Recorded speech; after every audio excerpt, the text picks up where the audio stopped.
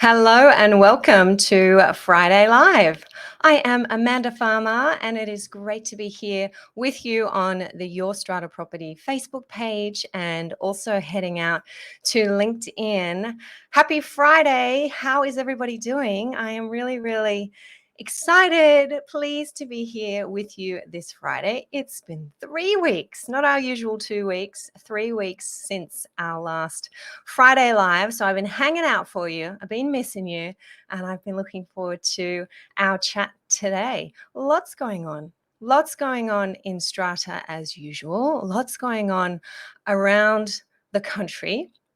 I am looking forward to seeing who is here tuning in and where you are today. If you are dry and safe and well, please do let me know here in the comments on Facebook or over on LinkedIn. If you are catching the recording, definitely still drop me a hello and let me know where you are and how you're all doing.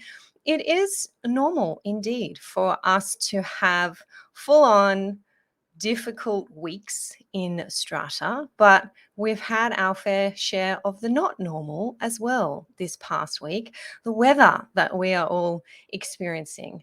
I am thinking of and I am sending my care and my support to those of you who are impacted by the floods in New South Wales and in southern Queensland, whether you are a resident in a flooded building or cut off from services and supplies, or a property owner who's not sure whether their property is currently underwater or flood affected or what state it might be in when the waters recede. And I'm also thinking of our strata managers, our body corporate managers, as we call you in Queensland, trying to help your clients battle rising waters, but also I know many of you are impacted yourselves, whether in your homes, your own properties, or your offices.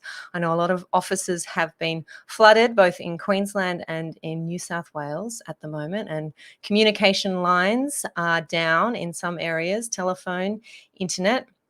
So as if your job wasn't hard enough as strata managers, you are now quite literally inundated. I'm sorry to hear. So drop me a hello. Let me know who's tuning in. Yo, coming on in. Great to see you for a Friday afternoon, ready for a strata chat.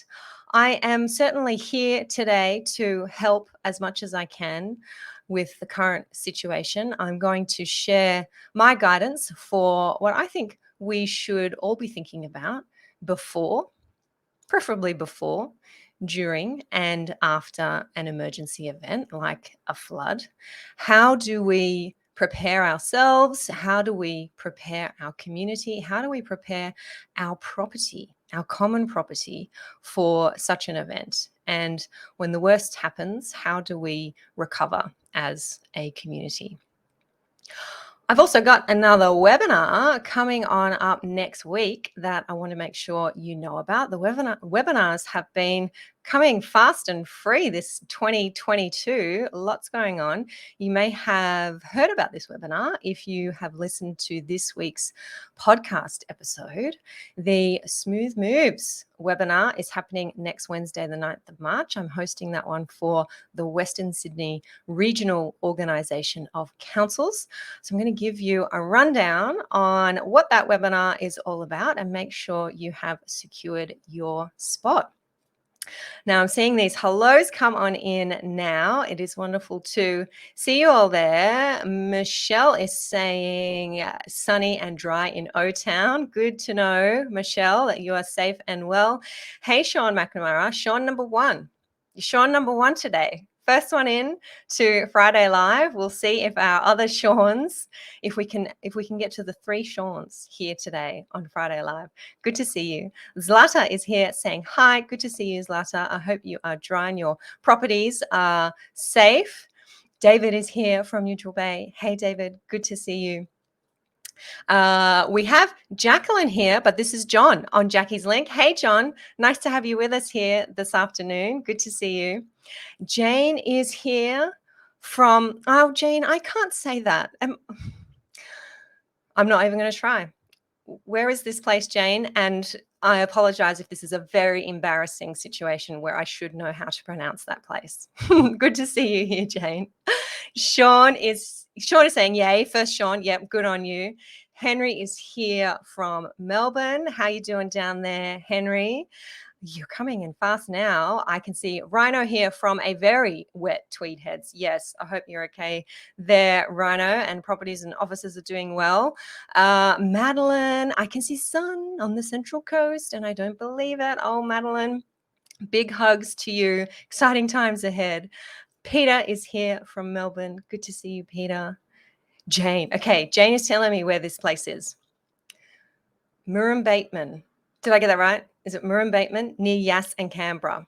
My apologies. It is the burden that a broadcaster bears, that especially when we're live, we just got to jump in. Just jump in and give this pronunciation a go. It's usually names. Haven't come across place names that I've been scared of yet, Jane. But there you go. There's a first.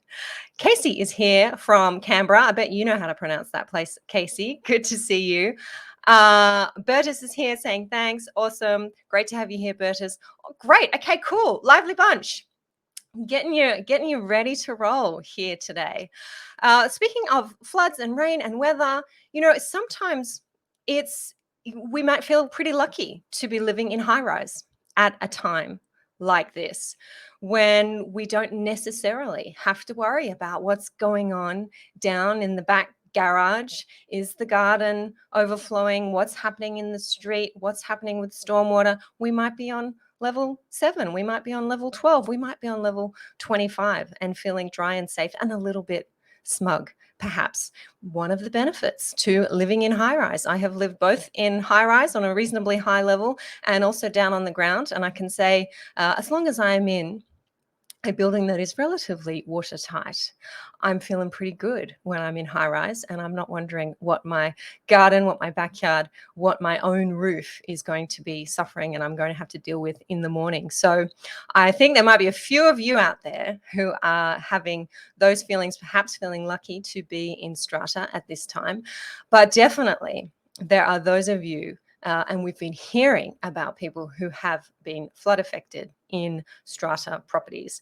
And I want to get into that discussion now. And I'm here to answer your questions or give guidance to any manager or any committee member or owner who is impacted and has questions about what to do, what their rights and obligations are. We can have a chat about that here today for sure.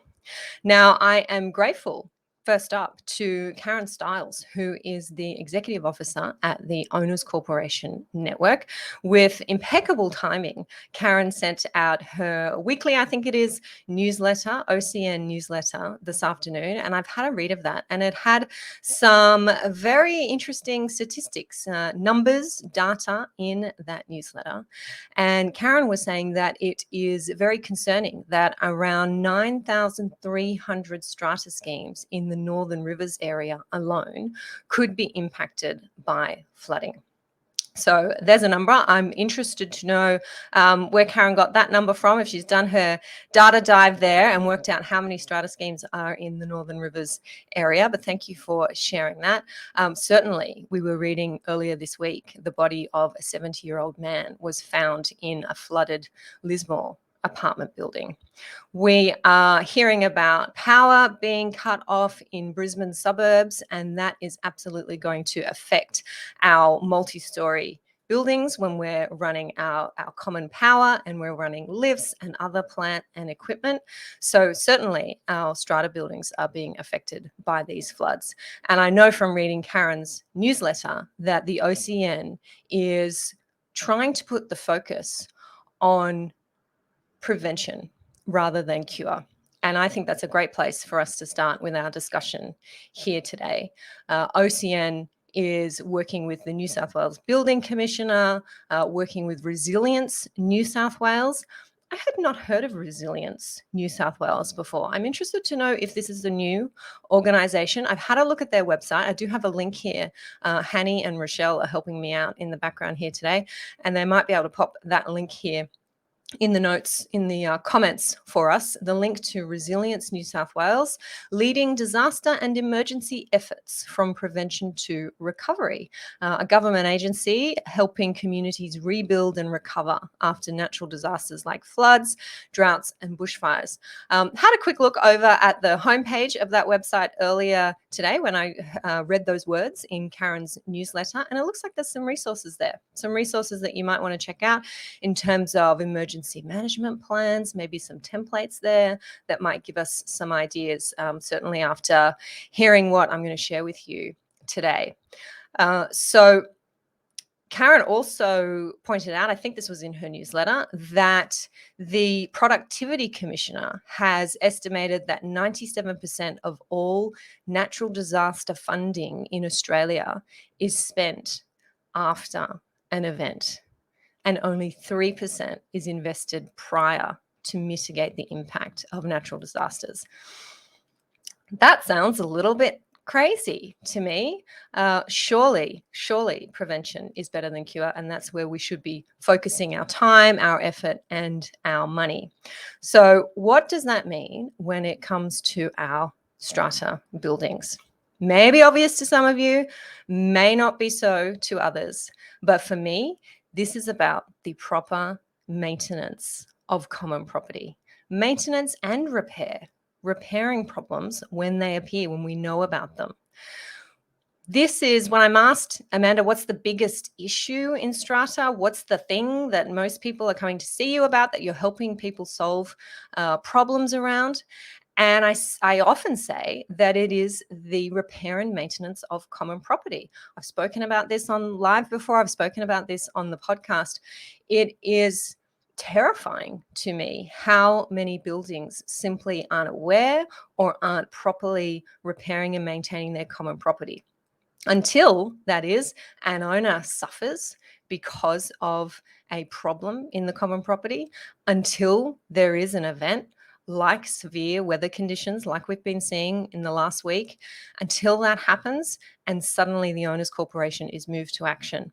Or the owner's corporation is moved to action by somebody like me, a lawyer who is bringing proceedings in the tribunal on behalf of a lot owner client, seeking orders from the tribunal and forcing the owner's corporation to act to meet its very clear legal obligation to repair and maintain the common property, and to do that properly. The words in our New South Wales legislation in section 106 are that the owner's corporation must properly repair and maintain the common property.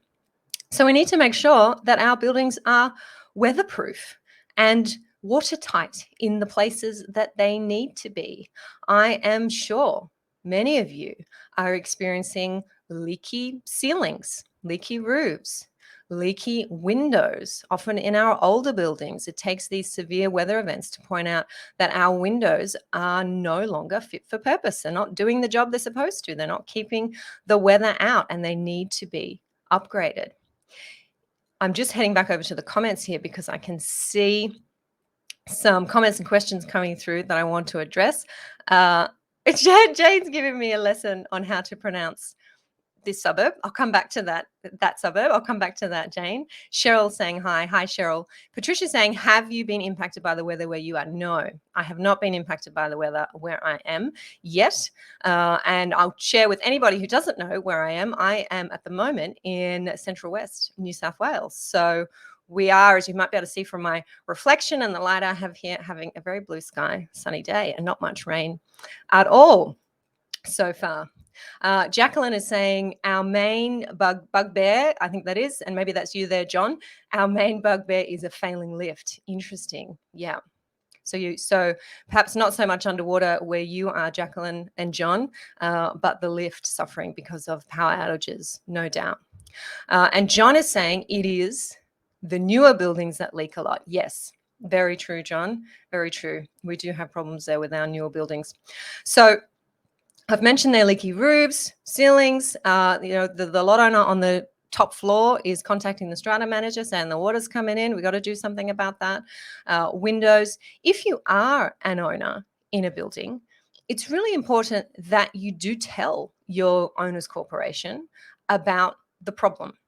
And sometimes I work with owners who have suffered in silence for a number of years, not aware or not confident to go to their owners corporation, whether it's to their strata committee or their strata manager, and report a problem and demand that it be fixed. Or they have been making demands and those demands have been ignored, but the owner has let the situation continue for a long period of time when it could have much more quickly been solved if that owner approached the situation in a different way. So we don't want to be owners in apartments where we've put up with something thinking, it's not that bad. It's a little bit of water. When it rains, it comes in and I just deal with it. And I'm trying to get the strata committee to pay attention and the owners corporation to do something, but I don't really want to rock the boat too much. And then we have a severe weather event like we've seen in the last week, and your apartment is flooded. We don't want to wait. We don't want to wait until that happens, because we can see now what can happen, what the potential is for this kind of impact from our weather these days. So owners, make sure that if there is a problem, you're addressing that with your owners corporation promptly and you're aware of what your rights are if the owners corporation is not moved to action. And owners corporations, committees, take action. Yes, it might mean spending some money. Yes, it might mean bringing forward a project that has been scheduled for a few years' time. But we know now what the impact of leaving those projects too long can be. And these problems, when we're talking about water, we're talking about water penetration, they only get worse over time. Make sure that as owners corporations, we're cleaning our gutters and cleaning our drains. I was involved in an awful situation with a lot owner client some years ago now. I think it was about 2018. It was around Christmas time. I remember, you always remember those floods that are around Christmas time. And these poor owners were on the ground floor of their complex, and they were completely flooded. They were wading around in their ankles. And it was one of those overnight storms in Sydney, and it was torrential. Of course, 1 in 100 years, and now we've had a few of them.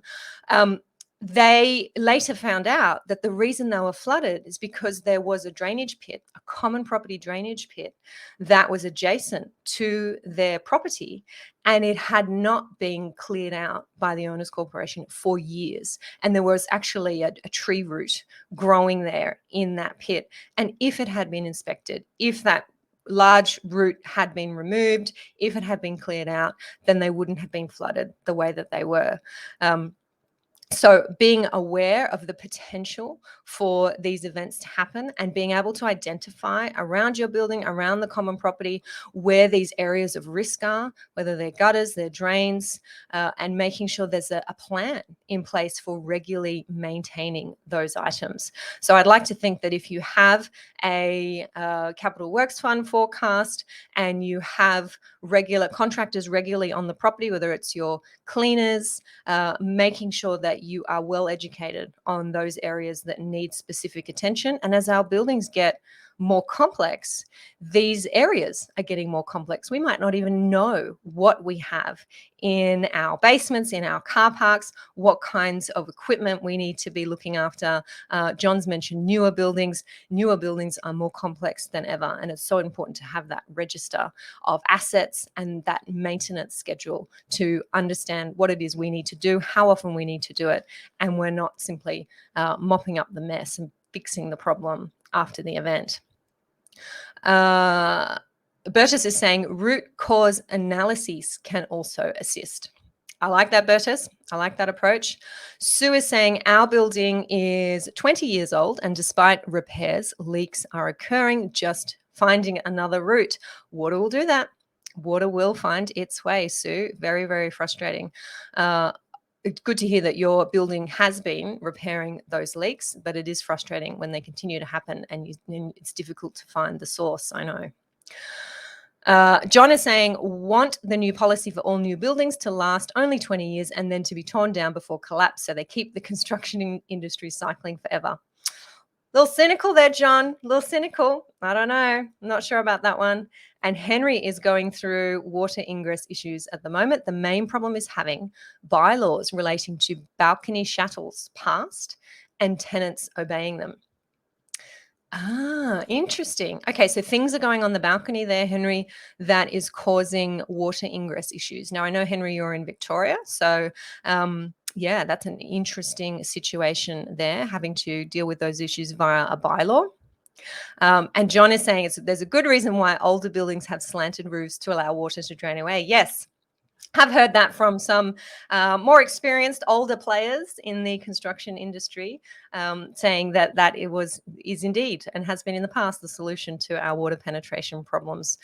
Flat roofs not such a good idea. It's very important that I say I am not a waterproofer. I am not a technical expert. I am not a builder. I have none of those qualifications.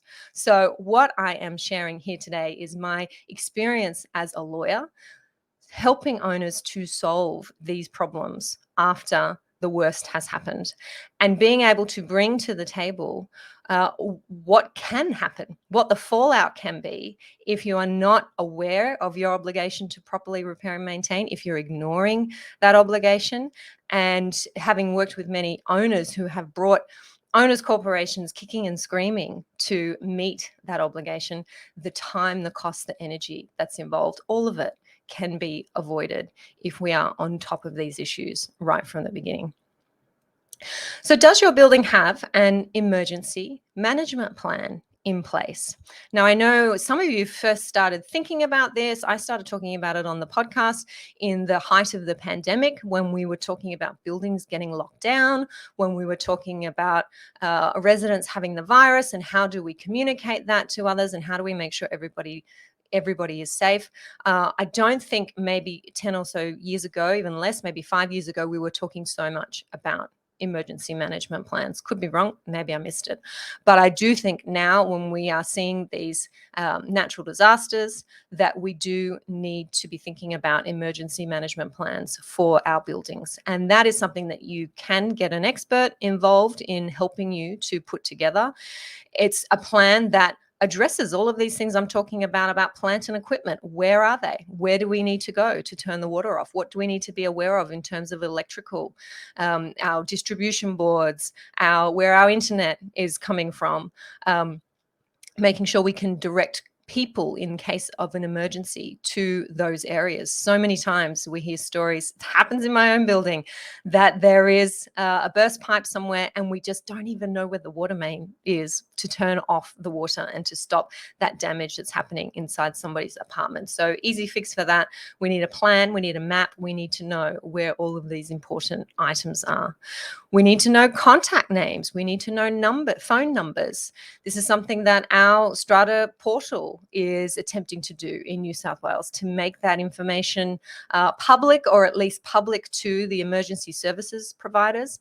Our New South Wales buildings will have to, from the end of June, 30th of June, submit an annual report that has emergency contact details, names and phone numbers for people who are the emergency contacts in the building, so that if in case of emergency they need to be, residents need to be notified, then those people can be contacted and that information is available. So that's going in your emergency management plan. Who are the vulnerable people in your building? Do you know who they are? Who needs to be evacuated quickly? Who needs to be contacted directly in the case of an evacuation?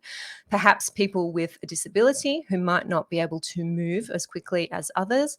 Elderly people who live alone. I think we have become so much more aware of this during the pandemic, needing to check on people who are isolating, people who are locked down. And I know a lot of communities who have put these procedures in place to make sure they know who these people are, which apartments they're in, and how we're going to contact them in case of an emergency. So we definitely want to be putting those details into our emergency management plans and making sure that we're revisiting and refreshing those. We do not want anybody left in a ground floor apartment in a time of flood when everybody else has evacuated. From a legal perspective, who do you need to authorize to make decisions in emergency situations? Has anybody thought about this?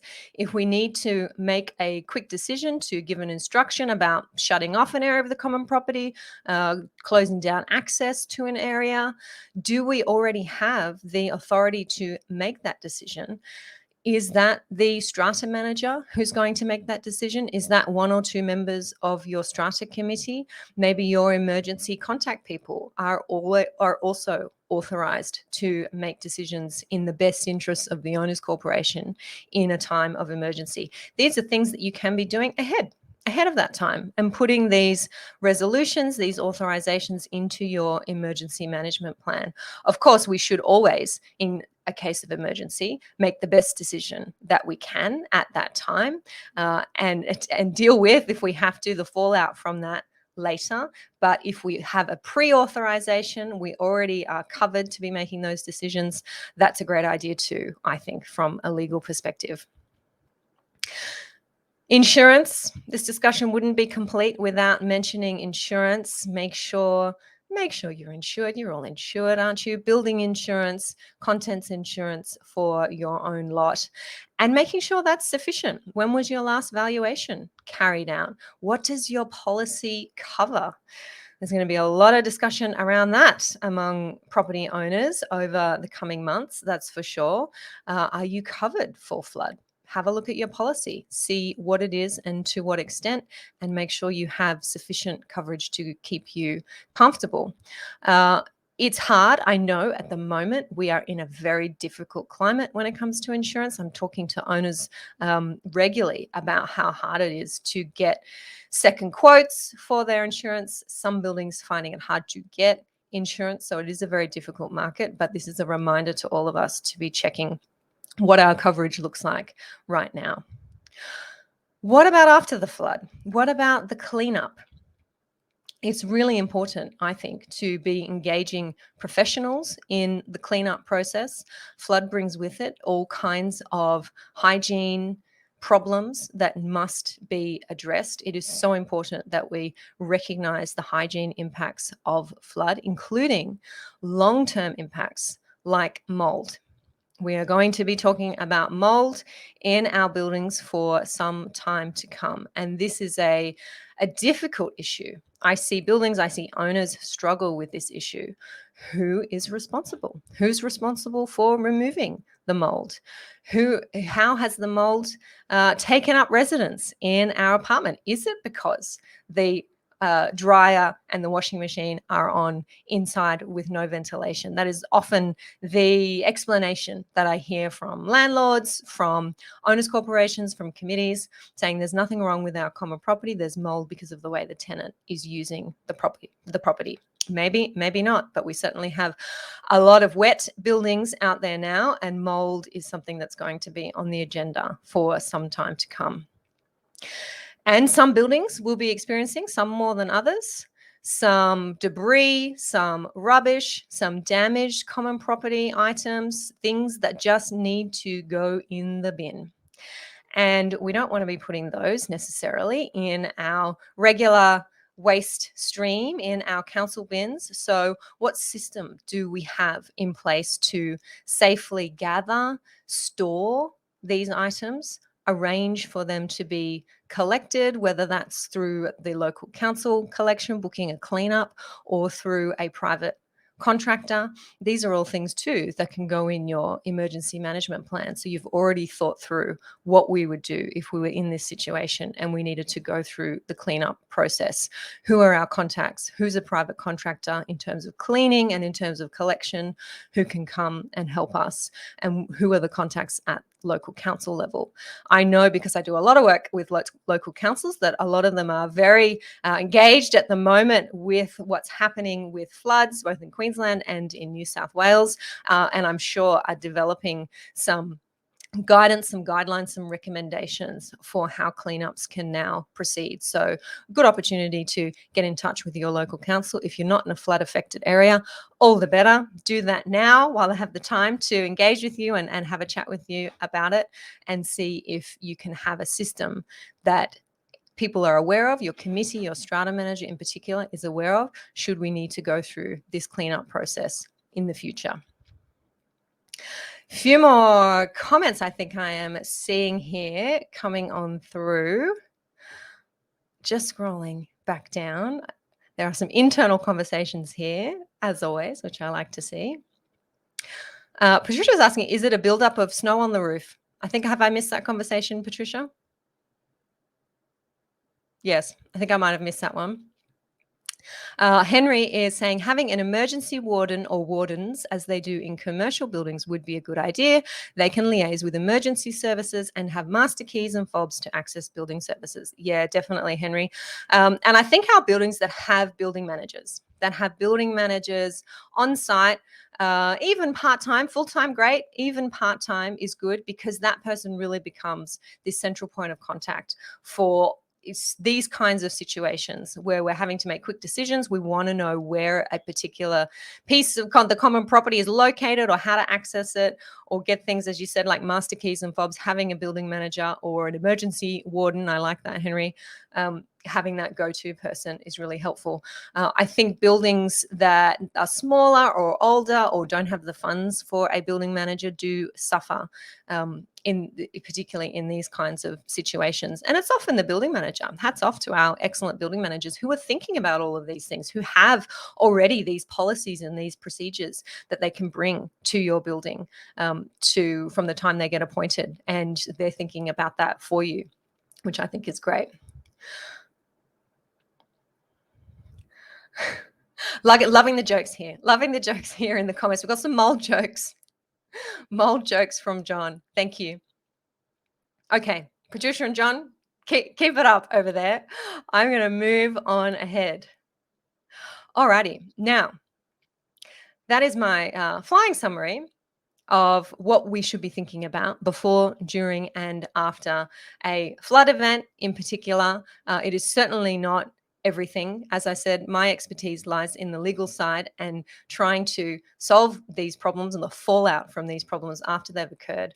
But I definitely want to reiterate Karen Stiles' comments in her newsletter, her OCN newsletter this afternoon, that prevention really is better than cure, and we really need to be focused on that part of the process. I do support that. Alrighty, who caught the podcast this week? Podcast episode 302. It was 302. I was chatting to Amanda Bombassi, the Regional Waste Coordinator at the Western Sydney Regional Organisation of Councils, WESROC. We call them WESROC. I like this. There's a few rocks. There's a few rocks around Sydney. We have WESROC. We have NESROC, Northern Sydney Regional Organisation. We have SSROC, Southern Sydney Regional Organisation of Councils. These are wonderful organisations that bring a group of councils that are sharing the same general area, brings them together so they can share projects and share resources and be able to help more residents with what they're doing with their projects. So excellent organisation. When I was chatting to Amanda on the podcast this week, we were talking about the unique struggles of apartment residents when it comes to waste management. And we talked about bins. We talked about the limited space that we have in apartments. We talked about having to walk further, to move from your kitchen or your bathroom to your garbage bin room in your building to be able to dispose of your waste. Different types of bins, different methods of disposing of waste in our apartment buildings. We have garbage chutes, we have compactors, we have lots of different ways of getting rid of our rubbish. Different collection procedures depending on what council area you might be in. And I raised the point about apartment residents sometimes perhaps feeling that they are more anonymous in an apartment building than they might be in a freestanding house. And my experience, having lived in Strata and been on a floor with other residents where we were all sharing a bin room and a garbage chute, is that some residents may feel, if you don't see me put it in, if you don't know who I am, if you don't know what apartment I've come from, I can do whatever I like in that bin room, including putting food waste in the recycling and shoving cardboard boxes down the garbage chute.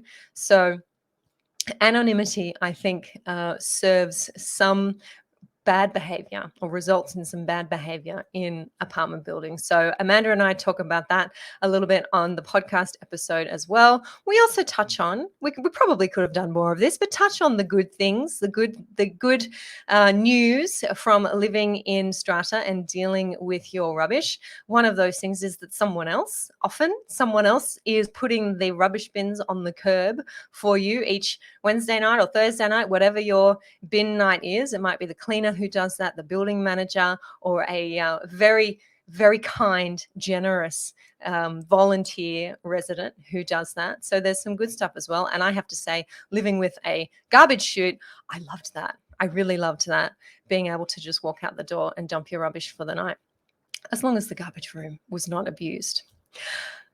Now, Wesrock has been recognizing that the point of connection with strata residents to be able to help educate new residents, new tenants about waste management procedures and about how we properly dispose of our rubbish. The point of connection is at that move-in stage when new tenants, new residents are moving in to their property.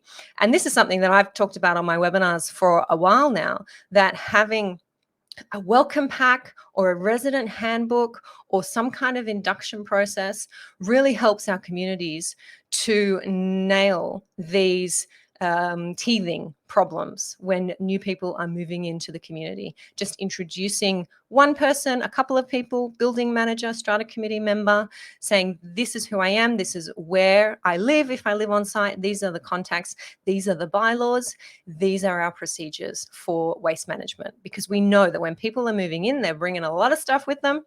They're bringing boxes. They're using this as an opportunity to cull, to do their Marie Kondo, and only keep their items that spark joy. And what is left behind is potentially going to be left on our common property or on our curbside. And that is not the look that we want for our strata building.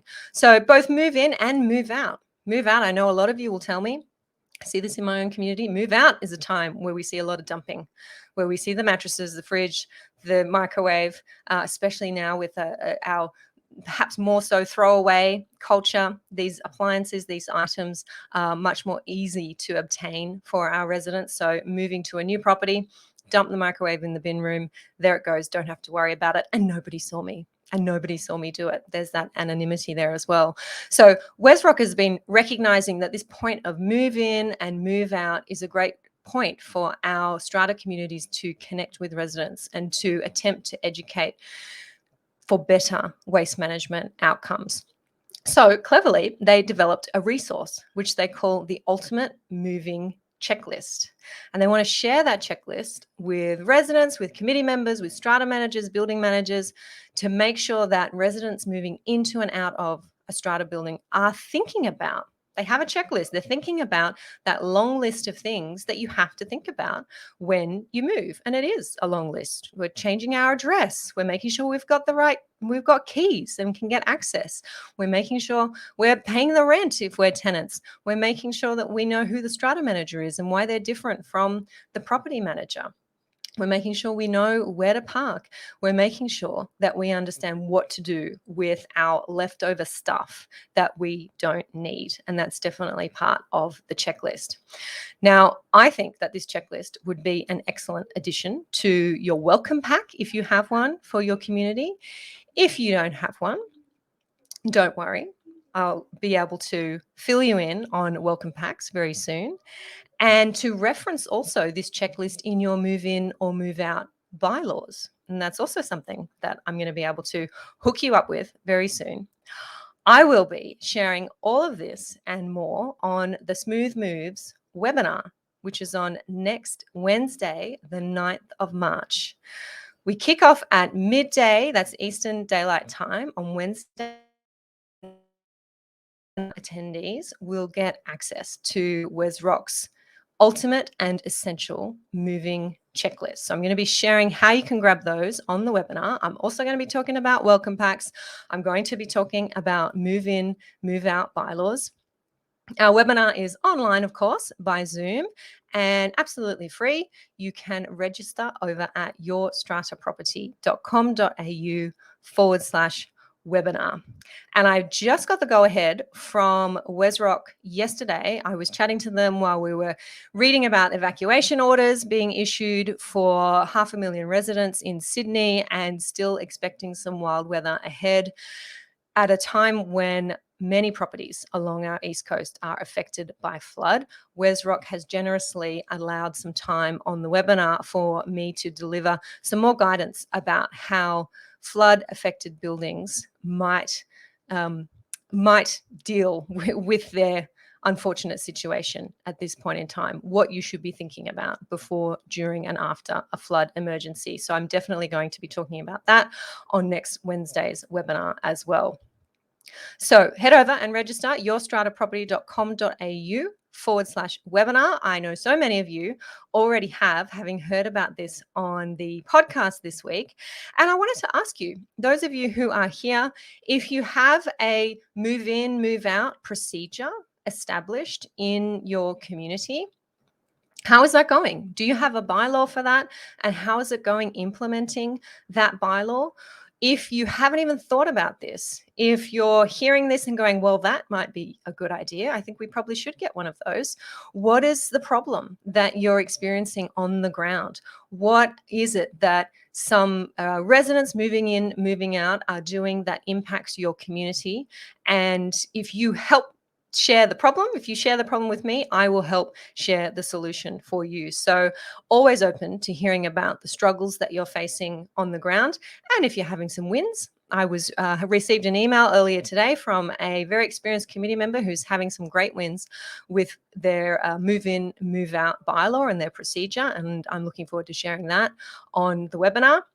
If you're having some wins, then share those as well. If you have questions that you would like me to answer on the webinar about this moving in, moving out process in our strata buildings, now is the time. Now is the time to let me know that question so I can incorporate it into next Wednesday's webinar. Just pop your question here on Facebook in the comments. I will find it, or over there on LinkedIn. I will look forward to seeing as many of you as possible online next Wednesday. Now, speaking of next week, I'm actually going to be in Sydney town. Some of you might have heard me say earlier, I'm not in Sydney at the moment, but I will be in Sydney in the Big Smoke, as I call it, the Big Smoke, next Tuesday morning. I am attending SCA, Strata Community Association New South Wales breakfast that they are hosting on International Women's Day. It is International Women's Day next Tuesday. Listen up. It's happening. And SCA is putting on a breakfast at the Ivy in Sydney. I am going to be sitting on a panel with a number of other professional, successful women in strata. And I'm very much looking forward to our panel discussion and also the keynote speakers that SCA has arranged. I think that there are still some spots available for that breakfast. It is. We kick off at 8 a.m. on Tuesday morning. So if you want to check it out, if you want to join me, if you'd like to say hi in person, I'm always saying how much I'm looking forward to catching up with everybody in person. So this is going to be one of the first times that I will be able to catch up with a number of you in person. Head over and check out SCA's registration page for that breakfast. So do forgive me, and I hope Penny at SCA will forgive me if I have put this out there and it is booked out. But Rochelle has the link here for SCA's registration page. If you would like to come to the breakfast, then I am sure you are more than welcome. Alrighty. Looking at our comments here, Zlata is saying, how come I was not invited? I'm successful in property. Zlata, you are indeed. You are indeed. I don't think SEO is too exclusive about those who come to their events, Zlata. I'm not sure if you're a strata manager, but definitely go over and check out that registration page if you'd like to be in Sydney for breakfast. She's saying okie dokie to me. Excellent. Now, I am very shortly going to sign off. I am heading into an online party. Let's say that. We have the lovely Michelle Zhu, who has been working for my legal practice for about 4 years. Michelle Saunders will let me know, about 4 years now. And Michelle has very excitedly been offered a position with a very large firm in Sydney. And she is soon to graduate from her law degree, and she will be moving on. She's been working with me as a law student, and she will be moving on and spreading her wings into her new position with this large firm. And we're very, very excited for Michelle. And we're not all in the same place at the moment. So we have organized an online celebration to say thank you and farewell to our Michelle Zhu. Some of you will have worked with Michelle online, if not in person. Michelle does a lot of the bylaw drafting and bylaw registrations for us over in Lawyers' Chambers, and she will definitely be sorely missed. Some of you may know that in my team, we have two Michelles. We have Michelle Zhu and Michelle Saunders. And we also have a Rochelle. So Rochelle helped me with the online side of things and inside the membership. So Michelle, and Rochelle. It has been a little bit of a mouthful for some years now. And very recently, I brought another website developer onto our team, and her name is Michelle as well. So there was a little bit of angst when I introduced Michelle, our web developer, to our team of Michelle, and Rochelle. And we also have a barrister named Michelle who I brief regularly. So Michelle Zhu is moving on, may or may not be replaced by another Michelle. We're hoping maybe we can mix it up a little bit. And on that note, if you do have friends, family members, students of law or business or accounting or marketing or communications, those who are looking to dabble in this world, any of those worlds, all of which I cover with my various businesses, Your Strata Property and Lawyers' Chambers, feel free to send them my way. I don't often hire students. When we do hire students, they stay for their studies. And then, as I said, we send them out into the world to spread their wings. But I do have a position open for a student, and I'm often approached by students looking for a role. Now is the time. Now's the time to get in. So think of your friends, your family, your colleagues, your neighbors, a young person, not necessarily a young person. Don't be ageist, Amanda. Don't be ageist. A person who would like to experience the wonder that is Lawyers' Chambers and Your Strata Property, definitely a diverse experience here with us. Feel free to connect them to me. They can drop me a line at amanda@yourstrataproperty.com.au. I would love to meet them. All righty. A few more comments here. Patricia is saying, I think you have to be a member of SCA. Yeah, you might do, Patricia, especially to get, I think they have a members pricing and they have a non-members pricing for their events. So worth checking out. Michelle is saying MZ is leaving and our hearts are broken. That is true. I don't think this is, I didn't plan this, but MZ is listening, then I'm probably embarrassing her here because she's Michelle Zhu and we have a number of Michelles.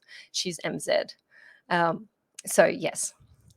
Jacqueline is saying bye from John. Thanks. No worries. Thank you, Jacqueline and John. And Michelle is saying, thank goodness you're not an ageist. I'm the grandma of the firm. Mwah. She is actually a grandma. She is. She has beautiful grandkids. All righty. Okay. We're getting off track here. I think it's time to wrap up for Friday afternoon. It is so lovely to see you all. Stay safe. Stay dry. I have to add that in now. Stay safe, stay dry, stay well. I hope you all have the best weekend you possibly can at this time. I hope to see you all online next Wednesday for the Smooth Moves webinar. Send in your questions about move in, move out. Get in and I'll pop them in. I haven't finished my content yet, haven't settled those slides. So let me know if you have some move in, move out struggles, challenges, questions, and I will address those on the webinar. Have a very happy International Women's Day. And thank you, Patricia, there saying have a wonderful time. I will see you all next time. Bye-bye.